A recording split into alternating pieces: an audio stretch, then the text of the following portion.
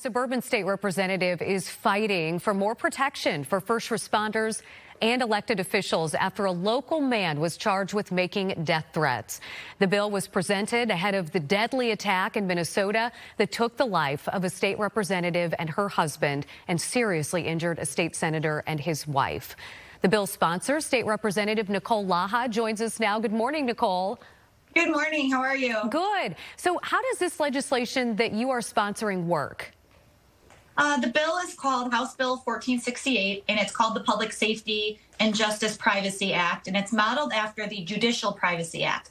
And basically what it is, it's an attempt to protect personal information like your home address or your phone number, and it creates a process where we can request that government agencies don't share those things.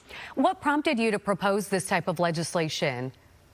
Unfortunately, when you're a public official, you definitely get a lot of personalities and a lot of very passionate people. But when they start to cross the line and they turn into threats on you or your family, you start to think of how you can protect your children and your family. And, we shouldn't have to choose between serving our communities and protecting our family.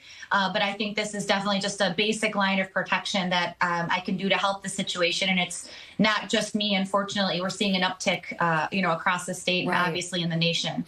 I'm sure since you had your situation, you spoke to other members of the General Assembly about this. In speaking to them, have they said that this is a pretty big issue for them as well?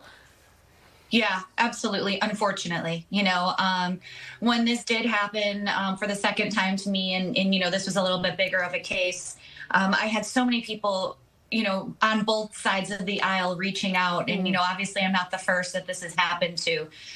Somehow along the way, our culture has allowed for elected officials or public servants, for that matter, to be dehumanized in the name of politics. And I think that's extremely dangerous. Has the legislation received support? Yeah. I think when I first presented the bill, it was kind of like, oh, great. That's a good bill. But now I think, unfortunately, with what happened in Minnesota and my sincere condolences. I think this has shown how real this danger has become. When might it be taken up by the House, you think?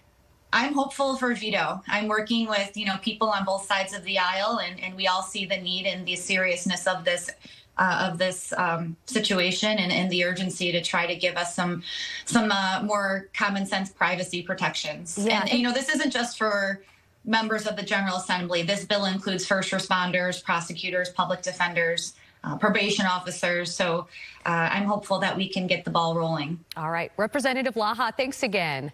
Thank you so much.